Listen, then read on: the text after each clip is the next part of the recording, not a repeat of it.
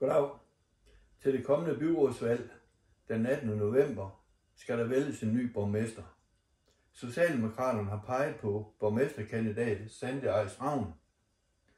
Efter kaotiske tilstande i det nuværende byråd, hvor de borgerlige ledelsesmæssigt er fraværende, står vi nu over for en enestående mulighed ved det kommende kommunalvalg at vælge en borgmester med dyb lokalpolitisk erfaring, forståelse og visioner for vores kommune.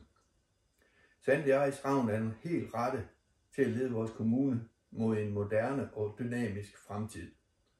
Uanset partifarve og på tværs af byrådet vil vi alle med Sandy som borgmester få en leder, der ikke kun har den nødvendige erfaring, men også en klar vision for, hvordan vores kommune kan udvikle sig som en moderne arbejdsplads og som et attraktivt sted at bo. Lad os sammen gribe denne mulighed og stemme på Sandy til kommunalvalget den 18. november.